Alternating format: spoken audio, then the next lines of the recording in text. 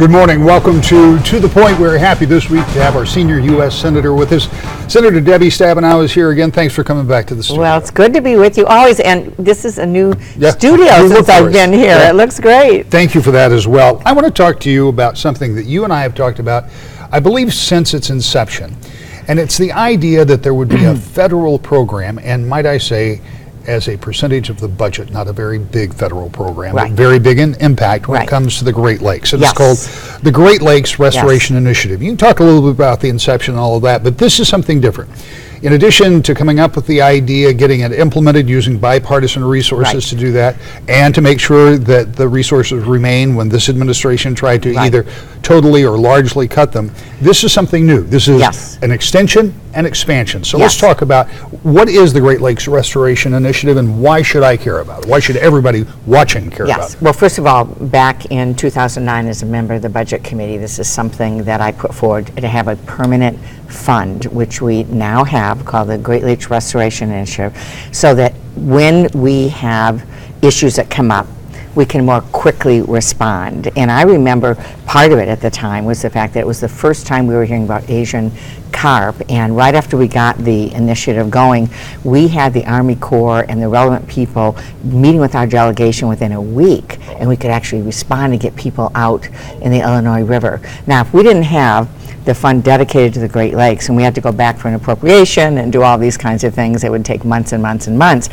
and it would have been a disaster at the time. So this is an ongoing now fund for everything from tackling invasive species to water quality, a whole range of water quality issues, not just the Great Lakes proper, like Lake Michigan.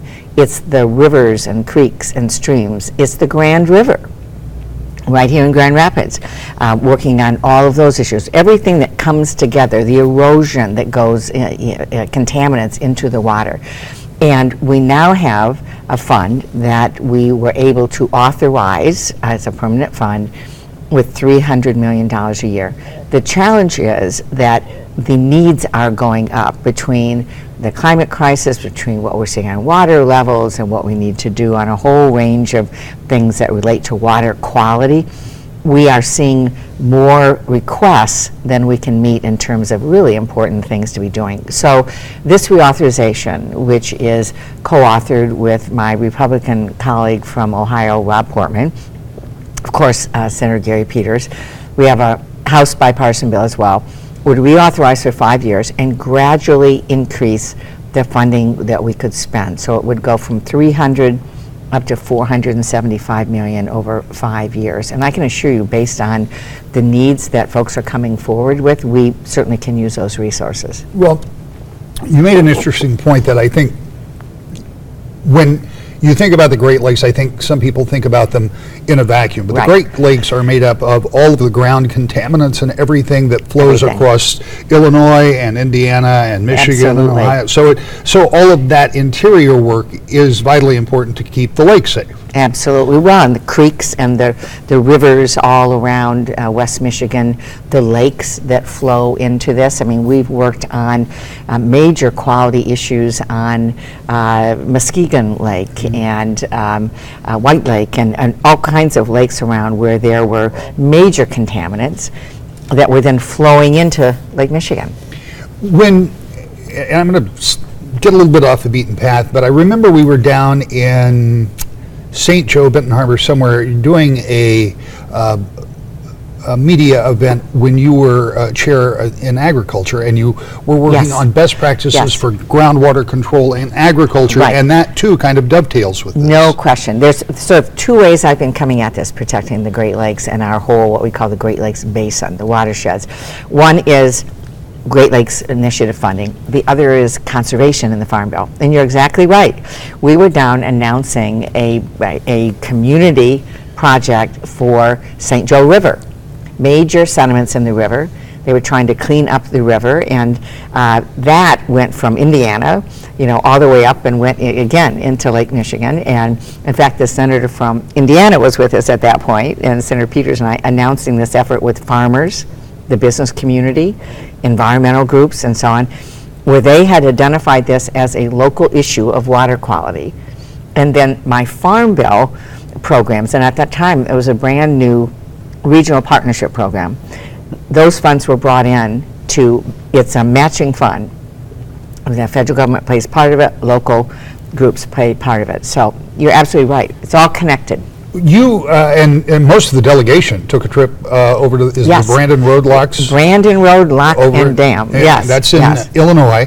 And the reason for that was one of the first things you mentioned, Asian carp, because we Right. know that Illinois has an infestation in their Right. rivers, and they have been, and I'm not going to throw Illinois under the bus, but they haven't been as forthcoming with No. trying to keep that out of the Great Lakes as you would have liked.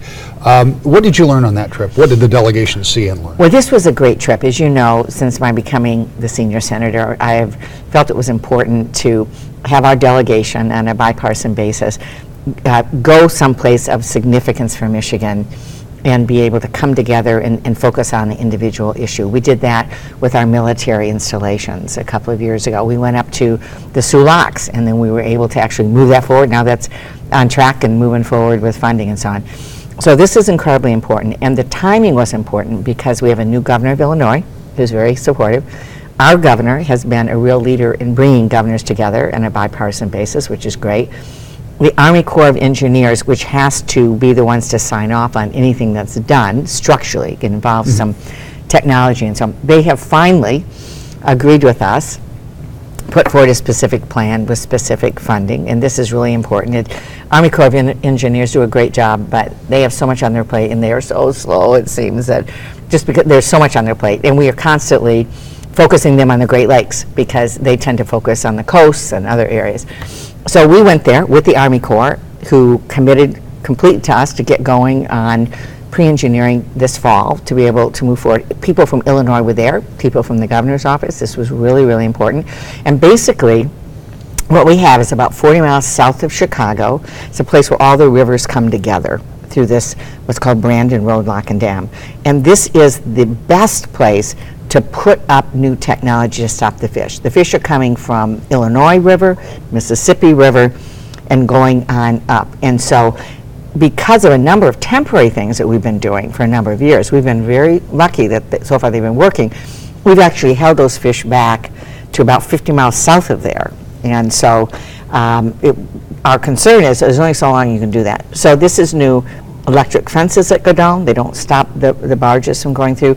New sound technology. These fish actually jump out of the water with sound, and they react to sound. And so I call it big booms. There's a technical term, but they're under the water, and they create sound that pushes these fish back. So there's a number of things we did, and the great news is everybody was there together, and we really locked arms and said, we're going to get this done. This is something we've talked about for a couple of administrations. I mean, this goes back to the inception of this. So the problem still exists. I mean, when I remember years ago, we were talking about sea lamprey and other invasive species. So this will not be the end. If we are successful with Asian carp, then it will be something else, right? Right. So, and I think one of the interesting things, and I'm not sure how you approach it or if it is as difficult as it would seem to me, but as you have watched the migration of the United States House of Representatives coming out of northern and northeastern states and being pushed south and southwestern, where they have a whole lot less water and we have a whole lot more water, at some point you have to wonder about their sheer numbers and them saying, hey, you've got a lot of water up there and we'd like to have some of it. But they're not getting our water. But let me just make it very clear. I will lay down the road forever. We will scream and stand together. They're not, I tell my colleagues, you want our water? Move to Michigan. Yeah. You are not getting our water. But you're right. But do you get on board with the preservation of the Great Lakes? Do they understand it? I actually had to chuckle. I was on the phone with someone in Arizona who is now running for the United States Senate, who I'm supportive of, a Democrat running, who was talking about their water issues and said, we need some kind of a water policy, and you've got all that water. And I just said, whoa, whoa, whoa, whoa, whoa. If we're going to continue this phone call, you just got to know, this is not negotiable. You're not taking our water. But it is true. I mean, I've talked to folks from California and from Arizona and from down south. This is where conservation in the Farm Bill and other things that we're doing around the country become very important to support them But this, for us, I mean, we have 95% of the country's fresh water around Michigan. We have a special obligation, I believe a moral responsibility, but we are, we could not begin to create a situation where we're sending that someplace else, nor will we. Senator, we'll talk more about farming and agriculture. There's some special challenges for Michigan farmers this year. I also want to talk a little bit about trade, and we're going to talk about the general condition of D.C. We'll do all of that in just a couple of minutes when we come back to the point. Welcome back to the Point. This morning, U.S. Senator Debbie Stabenow is our guest. We've already talked about some pretty important issues. We talked about agriculture earlier, and you worked on the reauthorization of the Ag Bill. Right. You worked closely on the Agriculture Committee as the ranking member. But with that kind of a background here in the state, and not just in Michigan, I should point out, other states have actually been hit harder probably. Yeah. But in Michigan, farmers had a bad spring, and particularly for corn producers, some hay producers and others. Yields are going to be off. Some didn't get planted. There has been some relief in the form of guaranteed low-interest loans here at the state level, but those are still loans, and they still have to be paid back. Where are we with farmers, and what might the federal government do, if anything? Well, this has been really bad for us, really a challenge for us on a number of fronts. I mean, we had 4th of July, usually driving around, and the corn is moving up in too many places it wasn't even planted yet.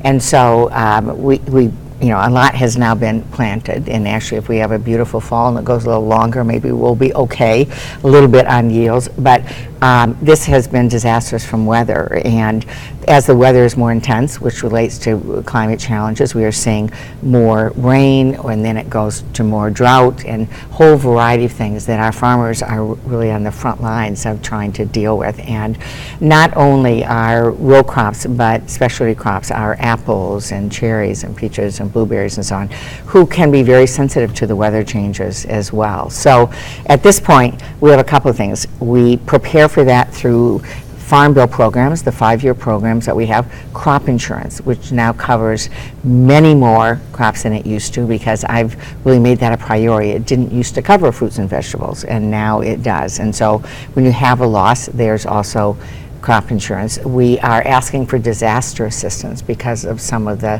extreme weather to do even more. So that's very important as well. But our farmers are hit on all sides. I mean, we are seeing prices down. We will see possibly yields down. We are seeing what's happening with markets disappearing. And just yesterday was meeting with a group of farmers, and it's a very challenging time for them.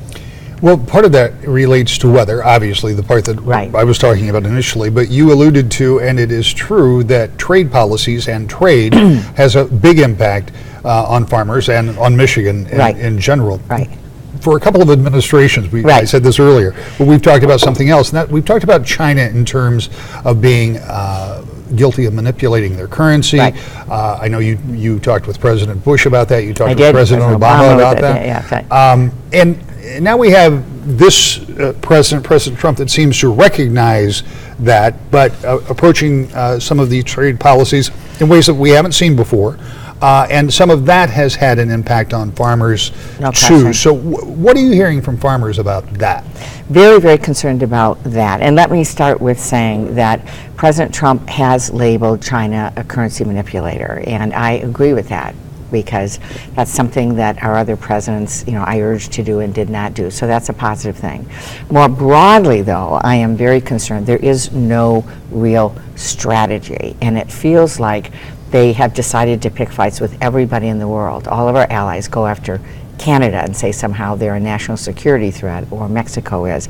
They want to open up and renegotiate NAFTA, which is good. I mean, there are things that need to be changed, but now they put together something that's almost exactly the same as the previous NAFTA, and doesn't have the enforcement on things that will allow us to keep jobs here rather than going overseas. I'm concerned about that. But now they've taken on the European Union, big trading partner for us as the European Union. So what I believe should be happening, because yes, we should be focused on China, we should be doing it with all of our allies standing with us. Instead, the president has chosen to just pick a fight with everybody. And so we have nobody standing with us at this point in time. And it's weakened our position. And by using tariffs in the way he has, other than rather than other mechanisms he also has that he could use, he's created a situation that everybody knew was going to happen, which is a trade war, and that there were going to be retaliatory tariffs. And unfortunately, we were pretty clear that it was going to be agriculture that was going to get hit first, as well as manufacturing. I mean, we're in the bullseye here. So I appreciate the sentiment and the words that have been said. I see very few people in the administration that really understand how to actually achieve that. I think their international trade rep is very good, but everybody else involved in this just seems to flail and want to fight everybody and not understand that while all of this is going on, we have real people, real businesses, farmers that are losing markets. It takes years to lose markets. And what we're seeing is other countries that are now positioning themselves to sell to China or to do business with the European Union or whatever. And it takes a long time to get those markets back. So I don't see a strategy.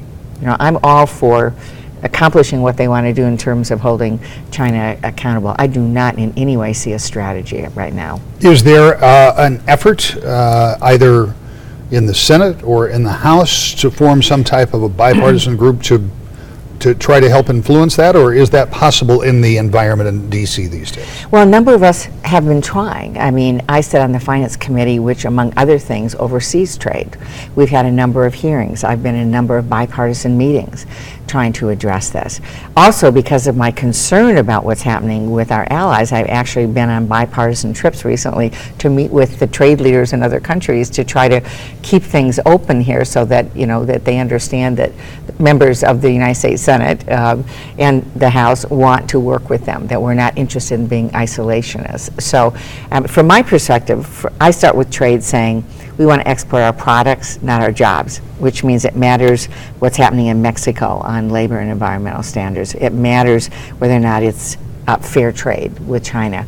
But a number of us have been involved in trying to figure out a way to influence this. The problem is that we'll have a meeting, it will go well, it will change 10 minutes later. And so which is the other problem for farmers and for businesses in general and for the financial markets, the complete instability and the erratic nature of this, so that I see too many, whether it's farmers or businesses, stepping back and saying, you know, I could invest now, I could add a new plant, I could expand and hire more people, but I'm not sure what's coming, so I'm going to step back and wait.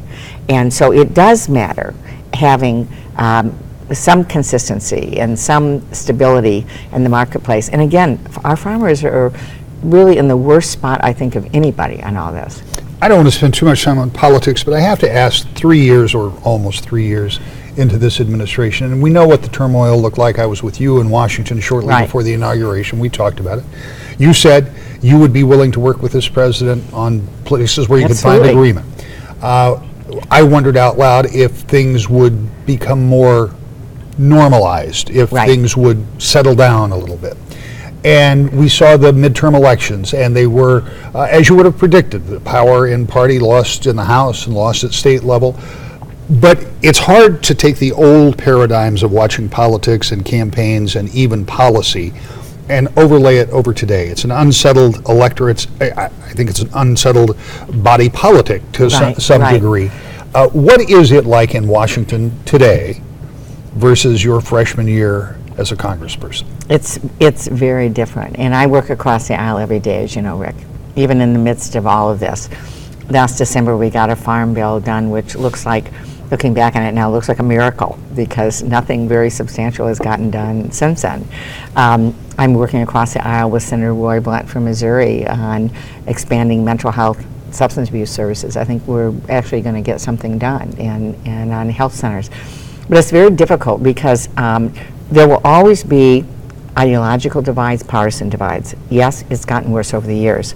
This is the first time we have had a White House that does not want us to work together, that punishes Republican colleagues who step out to work across the aisle, who are, for whatever reason, wanting division. And I worry even more than about what's happening in Washington, about the division in our country right now. We are seeing people being pitted against each other based on religion or race or what country they come from, a whole range of things. It's toxic. I mean, I really believe it's a toxic, poisonous situation, and that is not what America's about. I don't believe most people feel very good about that, and it's not going to help us be able to get anything done. So that's what I'm concerned about the most. When we think about that now in terms of the political overlay of an election coming up, are you concerned, as are many, that those forces on both sides that are the most extreme are going to be the loudest voices in the arena? Well, I think the extremes are always the loudest in the arena, and so the question is sort of what happens in the election. I hear from people, certainly as Democrats, independents, those who are open to voting for a Democrat this time, a sense of soberness that I've not ever seen about the importance of the election. People are exhausted. People want to have some opportunity to be able to get beyond the chaos moment to moment. People understand that internationally, what's happening right now is not good for us. In traveling abroad and meeting with leaders at the highest levels, prime ministers, foreign ministers, and so on, it's clear to me that we're in deep trouble if things don't change in the next few years. Remaining the leader of the free world, if we don't have coalitions and respect and support, people don't have to agree, but there has to be some sense of respect for a basic set of values and morals. And so I think what's going to happen this next election is that most people are going to say, this isn't a normal election, and I'm going to be thoughtful, and I'm going to vote, and I'm going to participate. We could talk about this for the rest of the day, and we could talk about this next subject for the rest of the day, but we have about 2 minutes or a little less. Okay. Right. You've been doing healthcare forums. Yes. And during the summer, you've been listening to people and some of their needs. What are you hearing? What are the purpose of these forums, and what are you taking away from them? Well, I just did a great one here in Grand Rapids, and first of all, it's about updating people on what I'm working on. This is a top issue for me, comprehensive health care, including mental health and addiction. I'm talking about comprehensive health care. There's a lot of great leaders in West Michigan, and our hospitals, doctors, providers, community health, mental health, everybody, really significant leaders. But talking about what I'm doing, how we can move forward, but also about what is happening in DC. We were successful in stopping the total repeal of health reform so people can be covered with who have pre-existing conditions. Medicaid is extended and so on. But now that's moving through the courts, and the White House is supporting the court case to repeal and also trying to repeal administratively, which is raising costs and causing plans to be on the market that don't cover pre-existing conditions and other things. So people are very concerned about that. The other thing is prescription drugs, and the big driver, the real driver of healthcare is prescription drug costs. And so Medicare needs to negotiate best prices here. It's the only insurance system that's not negotiating a group price. We need to allow folks to buy FDA safe approved medications from Canada if they can get them cheaper, which they can.